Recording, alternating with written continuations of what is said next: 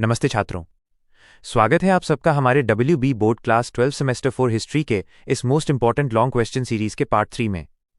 पिछले वीडियो यानी पार्ट 2 में हमने चैप्टर 1 के कुछ और ज़रूरी लॉन्ग क्वेश्चंस और उनके आंसर्स को बहुत ही आसान तरीके से समझा था। अगर आपने वो वीडियो अभी तक नहीं देखा है तो डिस्क्रिप्शन में उसका लिंक मिल जाएगा, पहले उसे ज़रूर देख लीजिए। और अब आज के इस पार्ट 3 में हम लेके आए हैं चैप्टर 1 के बाकी बचे हुए सबसे ट्रिकी और एग्जाम में बार बार पूछे जाने वाले लॉन्ग क्वेश्चंस एंड आंसर्स। तो चलिए बिना देर किए शुरू करते हैं आज का क्लास और एक एक सवाल को समझते हैं अजित सिर के अपने स्टाइल में। Question number 6. 1857 के विद्रोह के दौरान झांसी की रानी लक्ष्मीबाई के नेतृत्व और योगदान का वर्णन कीजिए। Answer. अब चलिए बच्चों, इस क्वेश्चन को स्टेप बाय स्टेप समझते हैं। देखो बच्चों, जब भी 1857 के विद्रोह की बात आती है तो एक नाम ऐसा है जिसे सुनते ही हमारे अंदर जोश भर जाता है, वो है झांसी की रानी लक्ष्मीबाई। ये सिर्फ एक रानी नहीं थी, ये बहादुरी, त्याग और मातृभूमि के प्रति असीम प्रेम का प्रतीक थीं।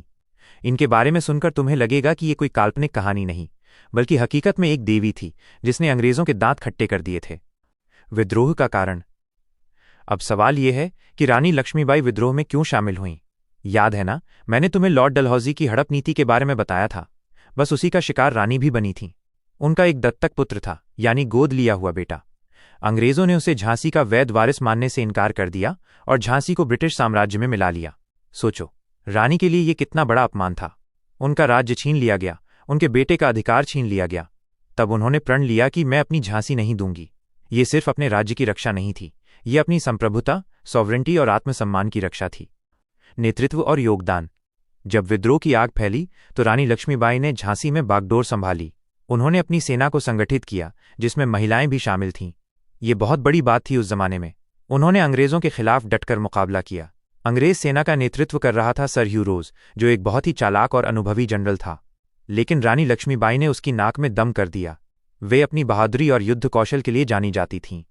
जब अंग्रेजों ने झांसी पर हमला किया तो रानी ने किले की जबरदस्त रक्षा की। वो खुद तलवार लेकर मैदान में उतर गईं। कहा जाता है कि उन्होंने अपने बेटे को अपनी पीठ पर बांधकर युद्ध किया था, लेकिन अंततः संख्या में कम होने के कारण और धोखे के चलते झांसी अंग्रेजों के हाथ लग गई। पर रानी हार मानने वालों में से नहीं थीं। वे बहादुरी से लड़ते हुए अपने सैनिकों के साथ अंग्रेजों को चकमा देकर कालपी पहुंची। वहां से उन्होंने तात्या टोपे के साथ मिलकर एक और कमाल किया, उन्होंने ग्वालियर पर कब्जा कर लिया।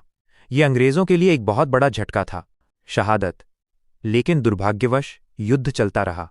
18 जून 1858 को ग्वालियर के पास कोटा की सराय में रानी लक्ष्मीबाई अंग्रेजों से लड़ते हुए वीरगति को प्राप्त हुईं। सर ह्यू रोज ने खुद कहा था कि विद्रोहियों में वो अकेली मर्द थी। उनकी शहादत ने लाखों भारतीयों को प्रेरित किया। वे हमेशा के लिए भारत की आज़ादी के प्रतीक बन गईं। उनकी बहादुरी और बलिदान ने भारतीय राष्ट्रवाद की भावना को और मजबूत किया। तो देखा बच्चों, रानी लक्ष्मीबाई का योगदान सिर्फ एक युद्ध लड़ना नहीं था, बल्कि वो अन्याय के खिलाफ खड़े होने की प्रेरणा थी और आज भी हैं। तो सिंपल वर्ड्स में इस क्वेश्चन का मेन पॉइंट यह है कि झांसी की रानी लक्ष्मीबाई 1857 के विद्रोह की सबसे वीर नेता थीं। उन्होंने लॉर्ड डलहौजी की हड़प नीति के तहत अपने दत्तक पुत्र को वारिस न मानने और झांसी के विलय के खिलाफ विद्रोह किया। उन्होंने झांसी में विद्रोहियों का नेतृत्व किया, सर ह्यू रोज की सेना के खिलाफ बहादुरी से लड़ी और झांसी के पतन के बाद तात्या टोपे के साथ ग्वालियर पर कब्जा किया। 18 जून 1858 को ग्वालियर के पास युद्ध में वे शहीद हो गईं। उनकी बहादुरी ने लाखों भारतीयों को प्रेरित किया। Question number 7. नाना साहब का कानपुर में विद्रोह में क्या योगदान था और वो इस विद्रोह में क्यों शामिल हुए? Answer. अब चलिए बच्चों, इस क्वेश्चन को स्टेप बाय स्टेप समझते हैं। बच्चों, 1857 के विद्रोह में सिर्फ रानी लक्ष्मीबाई ही नहीं थीं जिन्होंने अंग्रेजों के खिलाफ आवाज उठाई। एक और महत्वपूर्ण नेता थे, नाना साहब। इनका नाम सुनते ही कानपुर का विद्रोह याद आता है। चलो इनकी कहानी भी सुनते हैं। कौन थे नाना साहब? नाना साहब का असली नाम था धोंडू पंत। ये अंतिम पेशवा बाजीराव द्वितीय के दत्तक पुत्र थे। पेशवा मराठा साम्राज्य में एक बहुत बड़ा पद था, जैसे प्रधानमंत्री का। तो सोचो, इनके परिवार का इतिहास कितना गौरवशाली था। वो इस विद्रोह में क्यों शामिल हुए? अब सवाल यह है कि नाना साहब इस विद्रोह में क्यों कूदे? देखो बच्चों, इनके शामिल होने का कारण भी अंग्रेजों की नीतियों से जुड़ा था। पेशवा उपाधि से इनकार। अंग्रेजों ने नाना साहब को उनके पिता बाजीराव द्वितीय की पेशवा उपाधि को मानने से साफ इनकार कर दिया। मतलब अंग्रेजों ने कहा कि बाजीराव द्वितीय के बाद अब कोई पेशवा नहीं बनेगा। पेंशन बंद करना, और तो और अंग्रेजों ने उनकी सालाना पेंशन, एनुअल पेंशन भी बंद कर दी, जो उनके परिवार को सालों से मिलती आ रही थी। नाना साहब के लिए ये सिर्फ पैसे या एक उपाधि की बात नहीं थी, ये उनकी पारिवारिक इज्जत और उनके अधिकारों पर सीधा हमला था। उन्हें लगा कि अंग्रेज उनके इतिहास, उनके सम्मान को खत्म करना चाहते हैं। इसलिए वे अंग्रेजों के घोर विरोधी बन गए और विद्रोह में शामिल होने का फैसला किया। कानपुर में उनका योगदान। जब 1857 का विद्रोह फैला तो नाना साहब ने कानपुर, जो बिठूर के पास था, में विद्रोहियों का नेतृत्व संभाला। नेतृत्व। उन्होंने खुद को पेशवा घोषित किया और वादा किया कि वे मुगल सम्राट बहादुर शाह द्वितीय के अधीन शासन करेंगे। इससे लोगों को लगा कि पुराना गौरवशाली शासन वापस आ रहा है। कानपुर की घेराबंदी। उनकी सेना ने कानपुर में ब्रिटिश गैरिसन, ब्रिटिश सैनिकों की टुकड़ी, जिसका नेतृत्व सर ह्यू व्हीलर कर रहे थे, को घेर लिया। ये घेराबंदी कई हफ्तों तक चली। ब्रिटिश सैनिकों और उनके परिवारों की हालत बहुत खराब हो गई थी। आखिरकार अंग्रेजों ने आत्मसमर्पण कर दिया। सती चौरा घाट नरसंहार। आत्मसमर्पण के बाद एक दुखद और भयानक घटना हुई जिसे सती चौरा घाट नरसंहार कहा जाता है। इसमें कई ब्रिटिश सैनिकों और उनके परिवारों को मार दिया गया। इस घटना के लिए नाना साहब की सेना को जिम्मेदार ठहराया गया, जिसने अंग्रेजों को बाद में बहुत क्रूर बदला लेने के लिए प्रेरित किया। कानपुर में नाना साहब का नेतृत्व अंग्रेजों के लिए एक बहुत बड़ी चुनौती था। हालांकि अंत में उन्हें सर कॉलिन कैम्बेल की ब्रिटिश सेना से हार का सामना करना पड़ा और उन्हें नेपाल भागना पड़ा, लेकिन उन्होंने अपनी आखिरी सांस तक अंग्रेजों के खिलाफ संघर्ष किया। तो बच्चों, नाना साहब का विद्रोह में शामिल होना उनकी व्यक्तिगत प्रतिष्ठा, उनके अधिकारों और उनके परिवार के सम्मान की रक्षा के लिए था। उन्होंने कानपुर में एक मजबूत नेतृत्व दिया और अंग्रेजों को कड़ी टक्कर दी। तो सिंपल वर्ड्स में इस क्वेश्चन का मेन पॉइंट यह है कि नाना साहब धौंडू पंत अंतिम पेशवा बाजीराव द्वितीय के दत्तक पुत्र थे।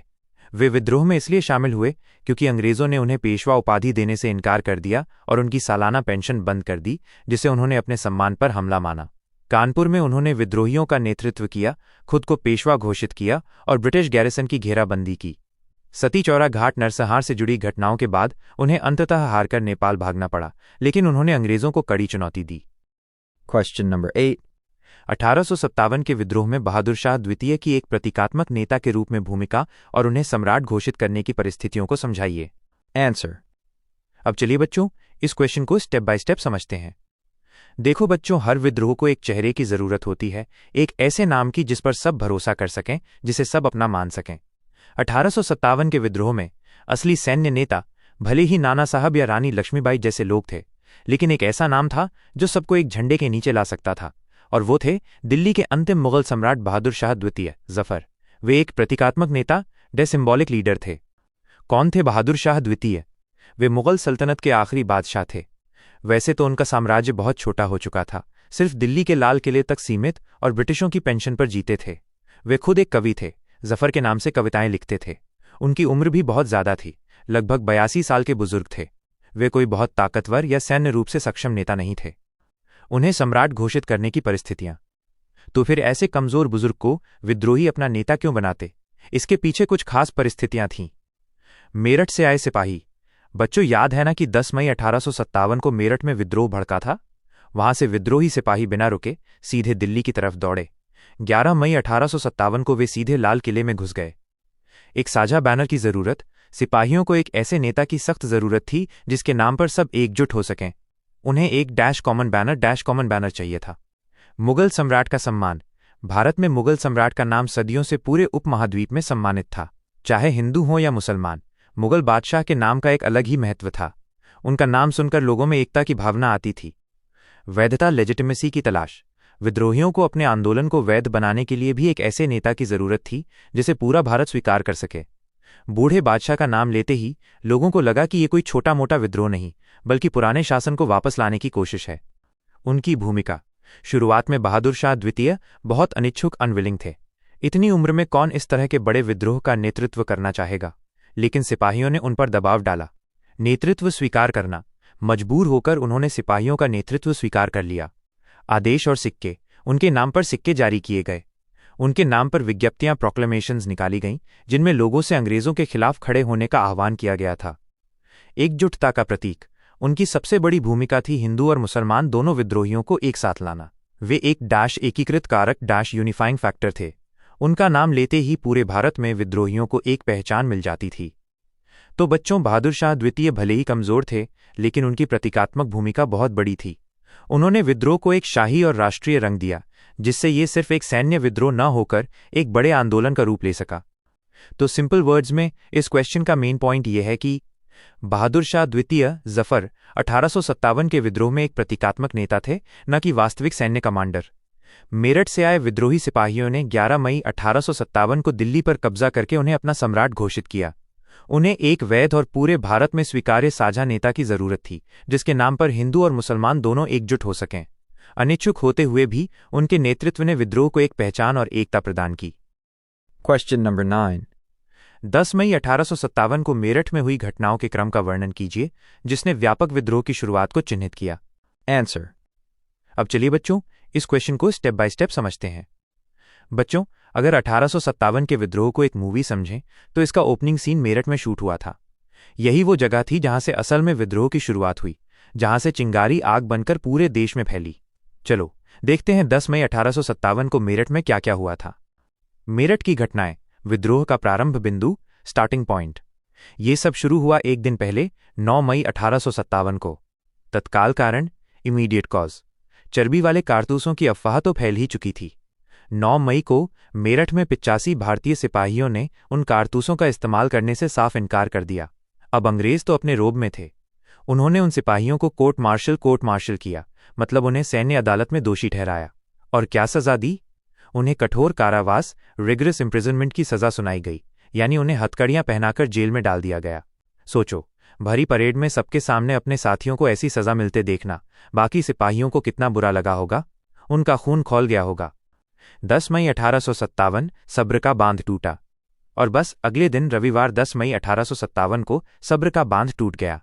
विस्फोट, एक्सप्लोजन, सिपाहियों को अपने भाइयों को ऐसी सजा मिलते देख रहा नहीं गया। रविवार की शाम को मेरठ छावनी में भारतीय सिपाहियों ने विद्रोह, म्यूटिनी कर दिया। उन्होंने अपनी बंदूकों का रुख ब्रिटिश अधिकारियों की तरफ मोड़ दिया। एक्शन। सबसे पहले उन्होंने क्या किया?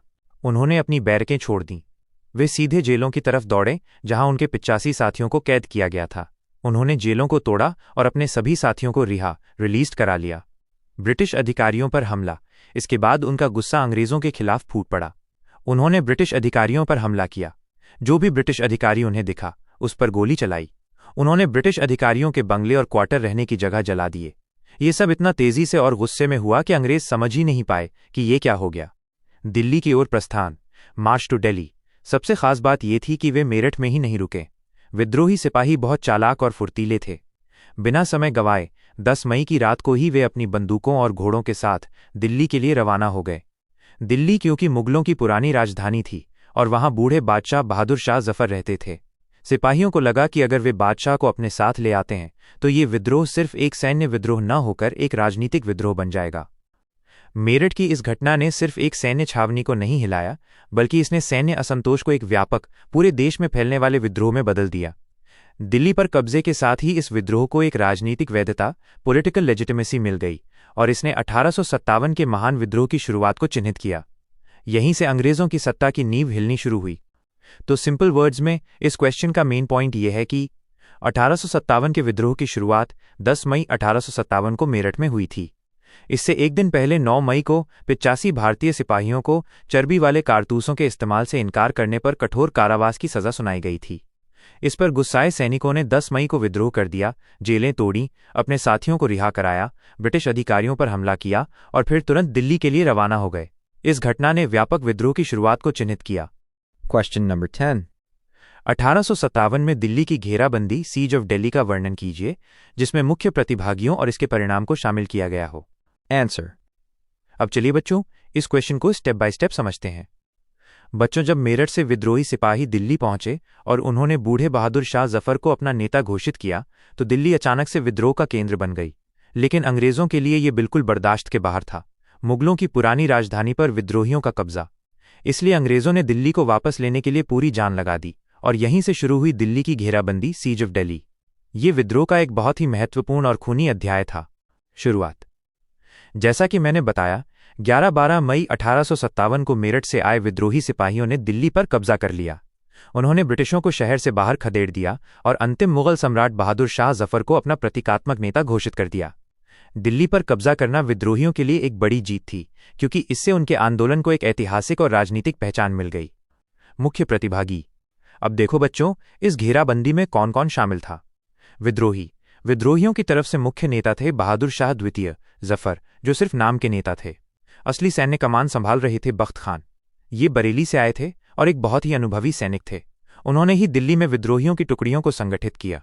ब्रिटिशों की तरफ से कई कमांडर थे। शुरुआत में जनरल विल्सन ने कमान संभाली, फिर जॉन निकोलसन जैसे बहादुर और क्रूर भी अधिकारी आए जिन्होंने घेराबंदी में मुख्य भूमिका निभाई। पंजाब से जॉन लॉरेंस ने भी सहायता भेजी, जिसमें सिख और गोरखा सैनिक थे जो ब्रिटिशों के प्रति वफादार थे। घटनाक्रम: जैसे ही दिल्ली पर विद्रोहियों का कब्जा हुआ, ब्रिटिशों ने शहर को फिर से अपने कब्जे में लेने की ठान ली। उन्होंने शहर को चारों तरफ से घेर लिया, बिसीज्ड। ये घेराबंदी कई महीनों तक चली, जून से सितंबर 1857 तक। दिल्ली के उत्तरी रिज क्षेत्र, रिज एरिया के पास बहुत भयंकर लड़ाई हुई। विद्रोही दिल्ली के अंदर से लड़ रहे थे और ब्रिटिश बाहर से हमला कर रहे थे। दोनों तरफ से तोपों और बंदूकों का इस्तेमाल किया गया।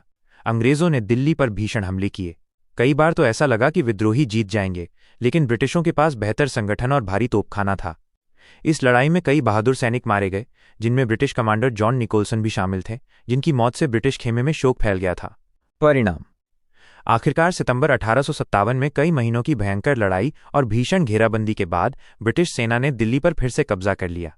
ये विद्रोहियों के लिए एक बहुत बड़ा झटका था। ब्रिटिशों ने शहर में घुसकर विद्रोहियों का बेरहमी से दमन किया। बहादुर शाह जफर को हुमायूं के मकबरे से गिरफ्तार कर लिया गया। उनके बेटों को ब्रिटिश अधिकारियों ने गोली मार दी। बादशाह को बाद में बर्मा, आज के म्यांमार, भेज दिया गया, जहां उनकी मृत्यु हो गई। महत्व: दिल्ली का पतन विद्रोहियों के लिए सबसे बड़ा नुकसान था। उन्होंने अपनी प्रतीकात्मक राजधानी खो दी। उनका एकीकृत नेतृत्व, यूनिफाइड लीडरशिप खत्म हो गया, क्योंकि बहादुर शाह जफर को हटा दिया गया था। इस हार ने विद्रोहियों के मनोबल को बहुत गिरा दिया और अंग्रेजों को यह संदेश दिया कि वे हार मानने वाले नहीं हैं। तो बच्चों, दिल्ली की घेराबंदी सिर्फ एक युद्ध नहीं था, ये विद्रोह की रीढ़ की हड्डी तोड़ने जैसा था। अंग्रेजों ने दिखा दिया कि वे कितनी भी कीमत पर अपनी सत्ता वापस चाहते थे। तो सिंपल वर्ड्स में इस क्वेश्चन का मेन पॉइंट यह है कि दिल्ली की घेराबंदी जून से सितंबर 1857 तक चली। मेरठ से आए विद्रोहियों ने 11 से 12 मई को दिल्ली पर कब्जा करके बहादुर शाह द्वितीय को अपना नेता घोषित किया। विद्रोहियों की तरफ से बख्त खान और अंग्रेजों की तरफ से जनरल विल्सन और जॉन निकोलसन मुख्य प्रतिभागी थे। कई महीनों की लड़ाई के बाद सितंबर 1857 में ब्रिटिशों ने दिल्ली पर दोबारा कब्जा कर लिया और बहादुर शाह जफर को गिरफ्तार कर लिया। दिल्ली का पतन विद्रोहियों के लिए एक बहुत बड़ा झटका था। Question number 11. विद्रोह के दौरान कानपुर के मुख्य घटनाक्रम, जिसमें नाना साहब की कार्रवाई और ब्रिटिश प्रतिक्रिया शामिल हो, का उल्लेख कीजिए। Answer. अब चलिए बच्चों, इस क्वेश्चन को स्टेप बाय स्टेप समझते हैं। बच्चों, जैसे दिल्ली में विद्रोह का एक बड़ा केंद्र था, वैसे ही कानपुर भी एक बहुत ही महत्वपूर्ण और खूनी केंद्र था। यहाँ का नेतृत्व नाना साहब ने किया था, जिनके बारे में हमने पहले बात की थी। कानपुर की घटनाएं 1857 के विद्रोह के सबसे क्रूर और संवेदनशील अध्यायों में से एक मानी जाती हैं। नाना साहब की कार्रवाई। नेतृत्व संभालना। 1857 की गर्मी में जब विद्रोह की आग पूरे उत्तर भारत में फैली, तो नाना साहब ने कानपुर के पास बिठूर में विद्रोहियों का नेतृत्व संभाला। उन्हें पेशवा घोषित किया गया और वे अंग्रेजों के खिलाफ खड़े हो गए। घेराबंदी, सीज। जून 1857 में नाना साहब की सेना ने कानपुर में ब्रिटिश गैरिसन, ब्रिटिश सैनिकों की टुकड़ी को घेर लिया। इस गैरिसन का नेतृत्व कर रहे थे सर ह्यू व्हीलर, जो एक अनुभवी ब्रिटिश जनरल थे। ये घेराबंदी कई हफ्तों तक चली। ब्रिटिश सैनिक और उनके परिवार एक छोटी सी जगह में कैद थे। उनके पास खाना, पानी और गोला बारूद कम पड़ने लगा था। उनकी हालत बहुत दयनीय हो गई थी। आत्मसमर्पण और सती चौरा घाट। आखिरकार लगभग 3 हफ्तों की घेराबंदी के बाद सर ह्यू व्हीलर ने नाना साहब के सामने आत्मसमर्पण करने का फैसला किया। एक समझौता हुआ कि ब्रिटिश सैनिकों और उनके परिवारों को सुरक्षित नावों से इलाहाबाद भेज दिया जाएगा। लेकिन सती चौरा घाट पर जब अंग्रेज नावों में चढ़ रहे थे, तो अचानक हिंसा भड़क उठी। कई ब्रिटिश सैनिकों और नागरिकों को मार दिया गया। इस घटना को सती चौरा घाट नरसंहार के नाम से जाना जाता है। इस घटना ने अंग्रेजों को बेहद क्रोधित किया और उन्हें भयानक बदला, टेरेबल रिवेंज लेने के लिए प्रेरित किया। ब्रिटिश प्रतिक्रिया। सती चौरा घाट नरसंहार की खबर जब अंग्रेजों तक पहुंची, तो वे आग बबूला हो गए। पुनर्विजेता सर कॉलिन कैम्पबेल, जो ब्रिटिश सेना के कमांडर इन चीफ थे, उन्हें कानपुर पर दोबारा कब्जा करने का जिम्मा सौंपा गया। उनकी कमान में ब्रिटिश सेना ने दिसंबर 1857 में कानपुर पर हमला किया और उस पर दोबारा कब्जा कर लिया। तात्या टोपे से संघर्ष। नाना साहब के सबसे वफादार और कुशल सेनापति थे तात्या टोपे। उन्होंने कानपुर को बचाने के लिए ब्रिटिश सेना के खिलाफ डटकर मुकाबला किया।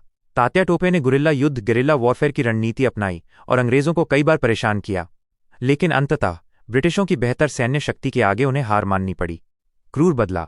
कानपुर में ब्रिटिशों ने विद्रोहियों और आम जनता पर बहुत क्रूरता दिखाई। सती चौरा घाट नरसंहार के बदले में उन्होंने भीषण दमन किया। कानपुर की घटनाओं ने 1857 के विद्रोह की क्रूरता को उजागर किया। इसने ब्रिटिश और भारतीय दोनों पक्षों में नफरत और बदले की भावना को चरम पर पहुंचा दिया था। नाना साहब का नेतृत्व अंग्रेजों के लिए एक गंभीर चुनौती था, लेकिन अंततः उन्हें पीछे हटना पड़ा। तो सिंपल वर्ड्स में इस क्वेश्चन का मेन पॉइंट यह है कि कानपुर विद्रोह का एक महत्वपूर्ण केंद्र था जहां नाना साहब ने नेतृत्व किया। जून 1857 में उन्होंने ब्रिटिश गैरिसन को घेर लिया, जिसके बाद अंग्रेजों ने आत्मसमर्पण कर दिया। सती चौरा घाट पर हुई हिंसा के लिए नाना साहब की सेना को जिम्मेदार ठहराया गया। ब्रिटिशों ने सर कॉलिन कैम्बेल के नेतृत्व में दिसंबर 1857 में कानपुर पर दोबारा कब्जा किया और नाना साहब के सेनापति तात्या टोपे ने गुरिल्ला युद्ध जारी रखा। कानपुर की घटनाओं ने दोनों पक्षों में क्रूरता को चरम पर पहुंचाया। Question number 12. 1857 के विद्रोह के दौरान मध्य भारत में लड़े गए मुख्य युद्ध कौन से थे जिसमें तात्या टोपे के अभियानों पर विशेष ध्यान दिया गया हो? Answer. अब चलिए बच्चों, इस क्वेश्चन को स्टेप बाय स्टेप समझते हैं।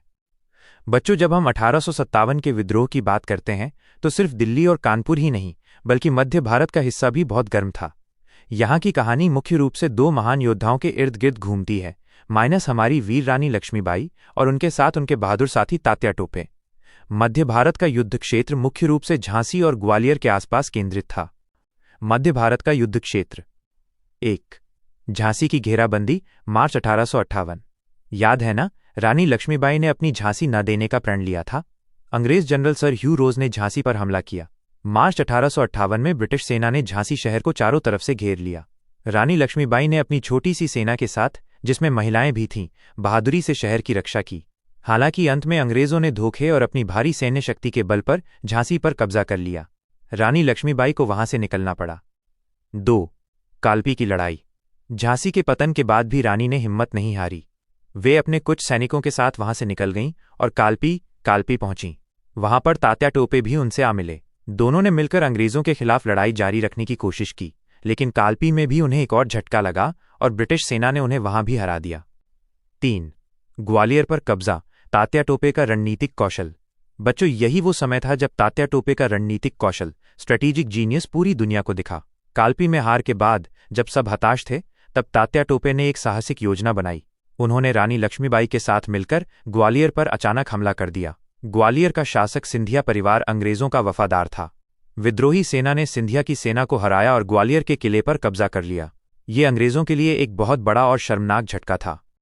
4. रानी लक्ष्मीबाई की शहादत, जून 1858। ग्वालियर पर कब्जे के बाद अंग्रेजों ने तुरंत ग्वालियर को वापस लेने के लिए हमला किया। यहीं पर 18 जून 1858 को कोटा की सराय में हमारी वीर रानी लक्ष्मीबाई लड़ते हुए शहीद हो गईं। उनकी शहादत ने विद्रोहियों का मनोबल गिरा दिया, लेकिन उनकी बहादुरी ने उन्हें अमर कर दिया। तात्या टोपे का गुरिल्ला अभियान, गरिला वॉरफेयर। रानी लक्ष्मीबाई की शहादत के बाद भी तात्या टोपे ने हार नहीं मानी। वे विद्रोह के अंतिम जीवित प्रमुख नेता थे। उन्होंने अंग्रेजों के खिलाफ लगभग 1 साल से भी ज्यादा समय तक गुरिल्ला युद्ध जारी रखा। ये गुरिल्ला युद्ध क्या होता है बच्चों? इसमें छोटी छोटी टुकड़ियां अचानक हमला करती हैं, दुश्मन को नुकसान पहुंचाती हैं और फिर जंगलों या पहाड़ों में छिप जाती हैं। तात्या टोपे मध्य भारत और राजस्थान के जंगलों में अंग्रेजों की नाक में दम करते रहे। दुर्भाग्यवश अंत में उनके एक दोस्त मान सिंह ने धोखा दिया और उन्हें पकड़वा दिया। तात्या टोपे को अप्रैल 1859 में फांसी दे दी गई। तो बच्चों, मध्य भारत में इन युद्धों ने दिखाया कि भारतीय नेता कितने बहादुर और रणनीतिकार थे, जिन्होंने अंग्रेजों को कड़ी टक्कर दी। रानी लक्ष्मीबाई और तात्या टोपे का योगदान हमेशा याद रखा जाएगा। तो सिंपल वर्ड्स में इस क्वेश्चन का मेन पॉइंट यह है कि 1857 के विद्रोह के दौरान मध्य भारत में झांसी, मार्च 1858, कालपी और ग्वालियर के मुख्य युद्ध लड़े गए। रानी लक्ष्मीबाई और तात्या टोपे ने झांसी की बहादुरी से रक्षा की। झांसी के पतन के बाद तात्या टोपे के रणनीतिक कौशल से ग्वालियर पर कब्जा किया गया। रानी लक्ष्मीबाई की शहादत के बाद भी तात्या टोपे ने 1 साल से अधिक समय तक मध्य भारत में अंग्रेजों के खिलाफ गुरिल्ला युद्ध जारी रखा, जिससे वे विद्रोह के अंतिम जीवित प्रमुख नेता बने रहे।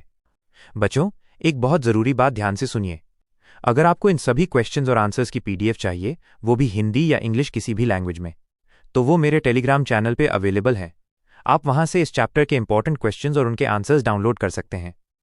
टेलीग्राम चैनल का लिंक आपको डिस्क्रिप्शन में मिल जाएगा। वीडियो देखने के बाद वहां से पीडीएफ जरूर ले लीजिएगा, ओके? अब चलिए आगे के क्वेश्चंस एंड आंसर्स को समझते हैं। Question number 13. 1857 के विद्रोह के बाद ब्रिटिश द्वारा किए गए प्रशासनिक परिवर्तनों की चर्चा कीजिए, जैसे कि भारत सरकार अधिनियम 1858। Answer. अब चलिए बच्चों, इस क्वेश्चन को स्टेप बाय स्टेप समझते हैं। बच्चों, 1857 का विद्रोह अंग्रेजों के लिए एक बहुत बड़ा सदमा था। इसने उन्हें हिलाकर रख दिया। उन्हें समझ आ गया कि भारत में जिस तरह से वे शासन कर रहे हैं उसे बदलना बहुत जरूरी है, नहीं तो कभी भी ऐसा बड़ा विद्रोह फिर से हो सकता है। इसीलिए विद्रोह की असफलता के बाद ब्रिटिश सरकार ने भारत में अपने प्रशासन एडमिनिस्ट्रेशन को पूरी तरह से बदल दिया। ये बदलाव इतने बड़े थे कि इन्हें डैश क्राउन के शासन डैश की शुरुआत कहा जाता है। सबसे महत्वपूर्ण बदलाव था भारत सरकार अधिनियम 1858, गवर्नमेंट ऑफ इंडिया एक्ट 1858। ये एक कानून था जो ब्रिटिश संसद ने पास किया था। 1. ईस्ट इंडिया कंपनी के शासन की समाप्ति। सबसे बड़ा और ऐतिहासिक बदलाव यही था। सोचो बच्चों, 1600 ईस्वी से जो ईस्ट इंडिया कंपनी भारत में व्यापार करने आई थी और धीरे धीरे पूरे भारत पर राज करने लगी थी, उसका शासन 1857 के विद्रोह के बाद खत्म कर दिया गया। अब भारत का शासन सीधे तौर पर ब्रिटिश क्राउन यानी ब्रिटिश महारानी विक्टोरिया के नियंत्रण में चला गया। अब भारत कंपनी का नहीं, सीधे ब्रिटेन की महारानी का गुलाम बन गया। 2. भारत मंत्री secretary of state for India का पद। ब्रिटानिया की कैबिनेट वहां की सरकार में एक नया और बहुत ही ताकतवर पद बनाया गया, जिसे भारत मंत्री या secretary of state for India कहा गया। ये व्यक्ति ब्रिटिश संसद का सदस्य होता था और भारत के प्रशासन के लिए सीधे ब्रिटिश संसद के प्रति जवाबदेह रिस्पॉन्सिबल होता था। उसकी मदद के लिए एक 15 सदस्यों की इंडिया काउंसिल भी बनाई गई। अब भारत का हर बड़ा फैसला सीधे लंदन से लिया जाने लगा। 3. वाइसरॉय का पद। भारत में जो पहले गवर्नर जनरल होता था, उसका पदनाम बदलकर वाइसराय कर दिया गया। वाइसराय का मतलब होता है राजा का प्रतिनिधि। इसका मतलब था कि वाइसराय अब सिर्फ कंपनी का अधिकारी नहीं, बल्कि सीधे ब्रिटिश क्राउन का व्यक्तिगत प्रतिनिधि, पर्सनल रिप्रेजेंटेटिव था। भारत में ब्रिटिश महारानी की सत्ता का प्रतीक। लॉर्ड कैनिंग उस समय गवर्नर जनरल थे, तो वे ही भारत के पहले वाइसराय बने। इन परिवर्तनों का महत्व। इन परिवर्तनों से भारत औपचारिक रूप से ब्रिटिश साम्राज्य का एक सीधा और महत्वपूर्ण हिस्सा बन गया। अब कंपनी के नफे नुकसान की जगह ब्रिटिश सरकार का सीधा नियंत्रण हो गया। इनसे ब्रिटिश शासन में केंद्रीकरण, सेंट्रलाइजेशन और भी बढ़ गया। सारी नीतियां अब लंदन में बनती थीं और वाइसराय उन्हें भारत में लागू करता था। तो बच्चों, 1857 का विद्रोह भले ही हार गया, लेकिन इसने अंग्रेजों को भारत में अपने शासन की पूरी व्यवस्था बदलने पर मजबूर कर दिया। ये बदलाव ऐसे थे जिन्होंने अगले 90 सालों तक भारत के प्रशासन को आकार दिया। तो सिंपल वर्ड्स में इस क्वेश्चन का मेन पॉइंट यह है कि 1857 के विद्रोह के बाद ब्रिटिशों ने भारत में बड़े प्रशासनिक बदलाव किए, जिसका मुख्य आधार भारत सरकार अधिनियम 1858 था। इस अधिनियम ने ईस्ट इंडिया कंपनी का शासन समाप्त कर दिया और भारत का शासन सीधे ब्रिटिश क्राउन के अधीन कर दिया। ब्रिटेन में भारत मंत्री का नया पद बनाया गया और भारत में गवर्नर जनरल का पद बदलकर वाइसराय कर दिया गया। लॉर्ड कैनिंग पहले वाइसराय बने। इन परिवर्तनों से भारत ब्रिटिश साम्राज्य का सीधा हिस्सा बन गया। Question number 14. 1857 के विद्रोह से भारतीय सेना की संरचना और गठन में कैसे सुधार हुए? Answer. अब चलिए बच्चों, इस क्वेश्चन को स्टेप बाय स्टेप समझते हैं। बच्चों, 1857 का विद्रोह सिर्फ एक राजनैतिक या सामाजिक विद्रोह नहीं था, बल्कि ये एक बड़ा सैन्य विद्रोह, मिलिट्री म्यूटिनी था।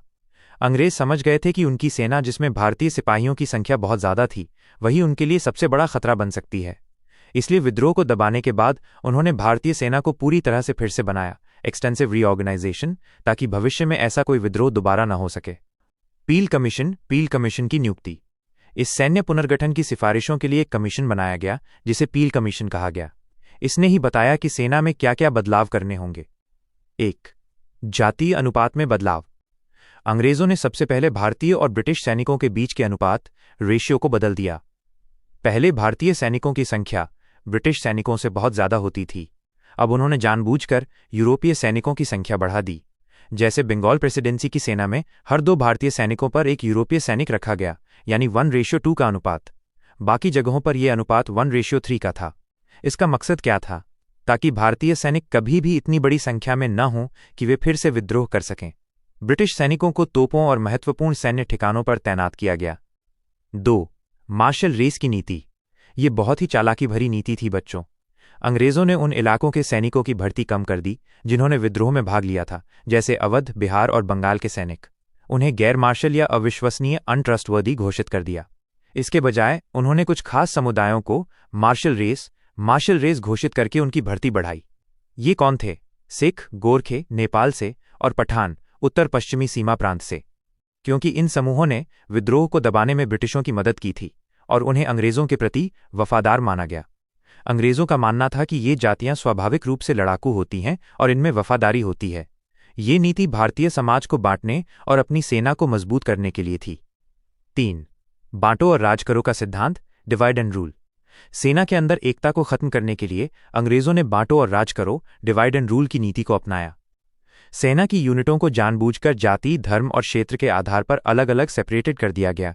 मतलब एक यूनिट में सिर्फ सिख होंगे, दूसरी में सिर्फ गोरखे, तीसरी में सिर्फ मद्रासी। इसका मकसद क्या था? ताकि अलग अलग जातियों और धर्मों के सैनिकों में आपसी विश्वास और एकता, यूनिटी न पनप सके। अगर वे एकजुट नहीं होंगे तो फिर कभी एक साथ मिलकर विद्रोह नहीं कर पाएंगे। इन सुधारों ने भारतीय सेना को हमेशा के लिए बदल दिया। भारतीय सैनिकों के बीच भेदभाव और नस्लीय अलगाव और बढ़ गया। सेना अब पूरी तरह से ब्रिटिश नियंत्रण में थी और भविष्य में किसी भी बड़े विद्रोह को रोकने के लिए डिजाइन की गई थी। ये दिखाता है कि कैसे अंग्रेजों ने अपनी गलती से सीखा और अपनी सत्ता को और मजबूत करने के लिए भारतीय समाज और सेना को बांटने का काम किया। तो सिंपल वर्ड्स में इस क्वेश्चन का मेन पॉइंट यह है कि 1857 के विद्रोह के बाद ब्रिटिशों ने पील कमीशन की सिफारिशों पर सेना का व्यापक पुनर्गठन किया। उन्होंने भारतीय और ब्रिटिश सैनिकों का अनुपात बदला, यूरोपीय सैनिकों की संख्या बढ़ाई, विद्रोह में शामिल क्षेत्रों के सैनिकों की भर्ती कम करके सिखों, गोरखों और पठानों जैसे मार्शल रेस के लोगों की भर्ती बढ़ाई गई। साथ ही बांटो और राज करो की नीति के तहत सेना की यूनिटों को जाति, धर्म और क्षेत्र के आधार पर अलग अलग किया गया ताकि उनमें एकता न बन सके। Question number 15. भारतीय समाज पर 1857 के विद्रोह के सामाजिक और सांस्कृतिक परिणामों का विश्लेषण कीजिए, जिसमें भारतीयों के प्रति ब्रिटिश दृष्टिकोण में बदलाव भी शामिल हो। Answer. अब चलिए बच्चों, इस क्वेश्चन को स्टेप बाय स्टेप समझते हैं। बच्चों, 1857 का विद्रोह सिर्फ एक राजनैतिक या सैन्य घटना नहीं था। इसने भारतीय समाज, इंडियन सोसाइटी और संस्कृति पर बहुत गहरा और दूरगामी असर डाला। सबसे खास बात यह थी कि इसने भारतीयों और अंग्रेजों के बीच के रिश्ते, रिलेशनशिप को हमेशा के लिए बदल दिया और एक गहरी खाई पैदा कर दी। 1. सामाजिक दूरी में वृद्धि, इंक्रीज्ड सोशल डिस्टेंस। विद्रोह के दौरान दोनों तरफ से बहुत क्रूरता, एट्रॉसिटीज हुई थी। अंग्रेजों ने विद्रोहियों को बेरहमी से कुचला और विद्रोहियों ने भी कई अंग्रेजों को मारा। इस क्रूरता के कारण ब्रिटिश जनता और अधिकारियों के मन में भारतीयों के प्रति नस्लीय नफरत, रेशियल हेट्रेड बहुत बढ़ गई। अंग्रेज पहले भी खुद को श्रेष्ठ, सुपीरियर मानते थे, लेकिन अब वे भारतीयों को और भी नीचा देखने लगे। उन्होंने भारतीयों से सामाजिक दूरी बना ली। अब अंग्रेजों ने अपने लिए अलग क्लब बनाए, अलग इलाके, लोकेलिटीज बनाए जहां भारतीय नहीं जा सकते थे। वे भारतीयों के साथ घुलना मिलना बहुत कम कर दिया। अब भारतीय डैश असभ्य डैश और डैश अविश्वसनीय डैश माने जाने लगे। ये खाई इतनी गहरी हो गई कि इसने दोनों समुदायों के बीच एक डैश हम डैश और डैश वे डैश की भावना पैदा कर दी। 2. सांस्कृतिक रूढ़िवाद को बढ़ावा, प्रमोशन ऑफ कल्चरल कंजर्वेटिज्म। विद्रोह ने अंग्रेजों को एक बड़ा सबक सिखाया। भारतीयों के धर्म और सामाजिक रीति रिवाजों में हस्तक्षेप, इंटरफेरेंस करना राजनीतिक रूप से बहुत खतरनाक हो सकता है। उन्हें समझ आ गया कि धार्मिक भावनाओं को ठेस पहुंचाने से लोग विद्रोह कर सकते हैं। इसलिए उन्होंने अपनी नीति बदल दी।